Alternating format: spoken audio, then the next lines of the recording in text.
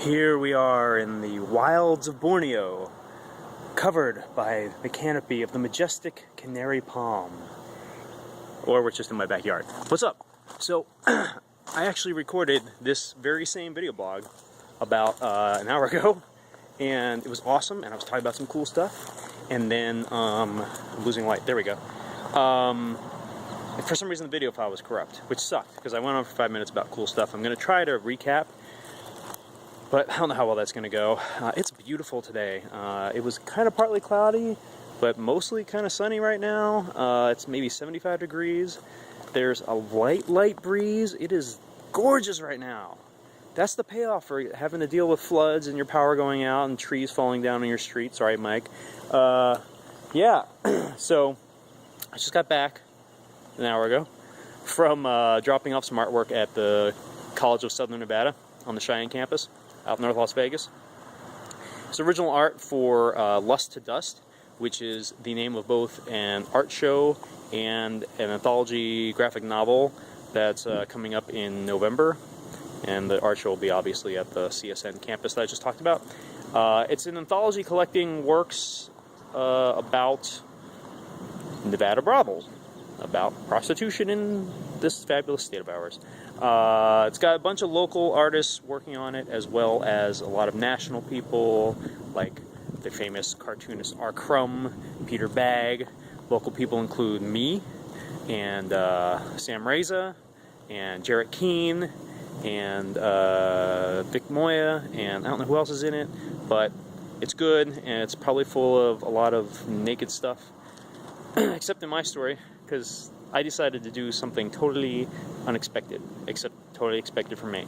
So anyway, I'll tell you more about that when it comes up, but I had to drive out there, and, you know, if you ask Google Maps, it says take the 15 all the way out to Cheyenne, and bam, you're there.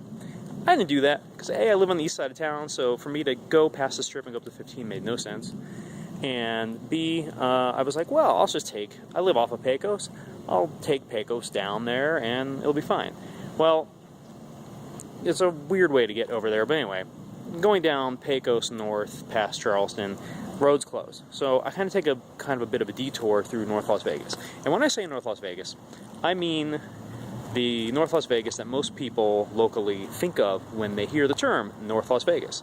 Not Aliante or Centennial Hills or any of that new stuff out in the north. I'm talking about hardcore northeast, North Las Vegas, around like Owens and Las Vegas Boulevard. You know, somewhere where there may be questionable things happening at any given time of the day, although more likely at night. But like, for example, I was driving on Cheyenne on my way to the campus, and there were like dudes selling TVs or unloading TVs out of the back of a truck somewhere, and I mean like old tube TVs.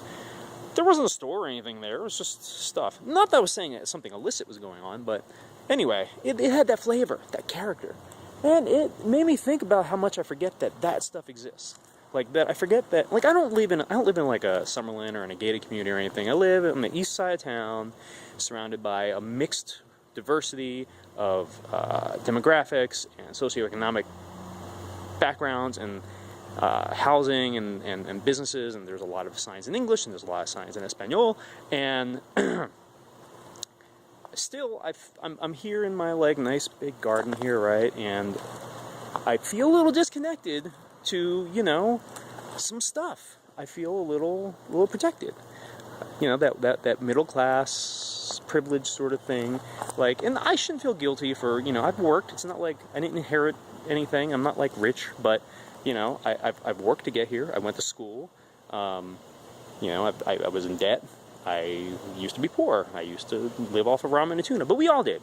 Anyway, it just reminded me that's out there, and that, like, I kind of, you know, do my thing, and I always do it with the sort of, like, people always say, why do you work so hard? Why do you always take on all these projects and do all this stuff when you just don't have to? You've got enough work, you've got things covered, you've got a nice house, you got a nice car, you got, you know, dogs and a beautiful fiance and all this stuff. Because I'm always afraid that I'm going to fail and that I'm going to end up either on a corner begging for change, or under you know, an underpass or whatever. Like, that's a genuine fear of mine. And I'm not saying that it drives me to make a bunch of money, because obviously I'm not really good at making money. I chose journalism as a primary career and then comics as a backup career. That was really dumb if I wanted to make money. And I'm really bad with it. I give it away all the time, and that's fine. That's fine. I'm cool with it. But I'm just running out. I'm going over 5 minutes here, and I hate going over 5 minutes. But I have something important to say. Anyway, so the point is, don't take your shit for granted. Sorry, I set up the thing there. Just if you're watching this, you probably have access to some sort of device that you can watch YouTube videos on. So you're probably better off than, like, I don't know, 90% of the world. So just don't take that stuff for granted. And do something nice for someone else. And anyway, that's it. That was very heady. But I actually did it 2 weeks in a row. 3 weeks in a row. This is the third week in a row doing the Friday blog. I'm awesome. Anyway, it's now 6 minutes. I can't believe you sat through this long if you're still here. If you are, thank you very much. I'm going to go and write some stuff for a deadline for another thing that I took on to do that I didn't need to do, but fear. Yeah, no, it's not really fear. It's drive. We'll talk about that next time. See ya. Bye.